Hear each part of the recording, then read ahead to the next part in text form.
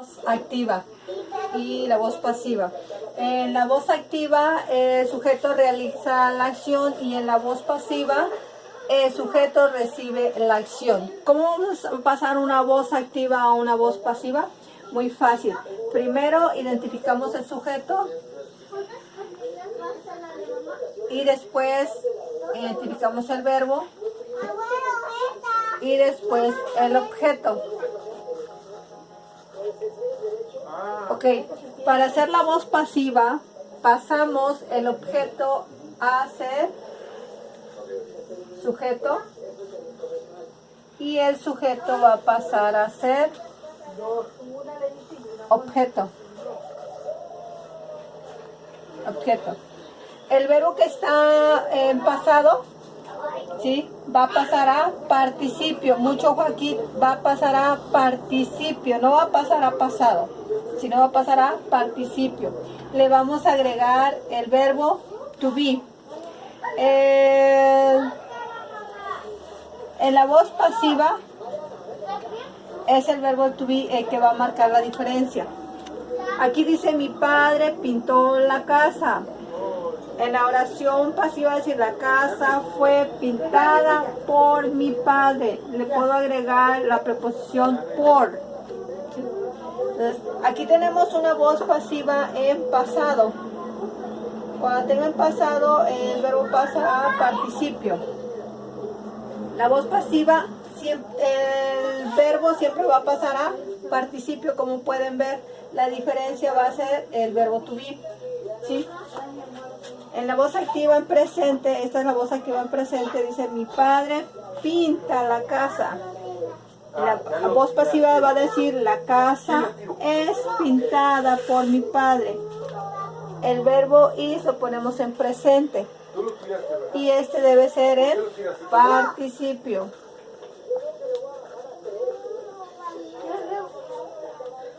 Mi padre está pintando la casa. Esta oración está en presente progresivo. La voz pasiva, voy a poner presente progresivo del verbo to be. La casa está siendo pintada por mi padre. Si la oración está en pasado progresivo, entonces la voz pasiva va a decir la casa estaba siendo pintada por mi padre. El presente progresivo del verbo to be más ing. Mi padre ha pintado la casa. Presente perfecto. Entonces la casa ha sido pintada por mi padre. Otra vez el verbo to be en presente perfecto. Mi padre había pintado la casa. La casa había sido pintada por mi padre. Mi padre pintará la casa. La casa será pintada por mi padre.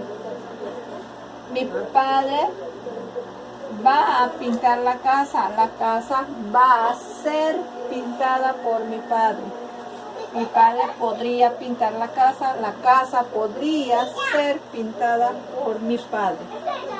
Ok, si se dan cuenta, el verbo to be es el que tenemos que usar en todas las oraciones. Enseguida tenemos que usar el verbo en participio.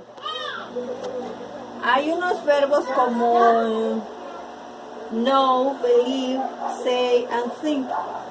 Esos verbos se van a usar de esta manera.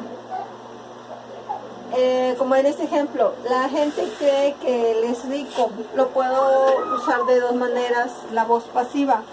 Se cree que él es muy rico, ¿sí? Aquí también dice lo mismo, se cree que es muy rico, ¿sí? Pero puedo escribirlas de estas dos maneras. Voy a utilizar it, luego el verbo to be, luego el participio de believe o el participio de think o de say o de know, después that y la oración. En la voz activa, en la voz pasiva y la voz activa, ya me perdí, ya déjate. Tenemos que tener mucho cuidado. Por ejemplo, aquí dice mi padre pintó la casa.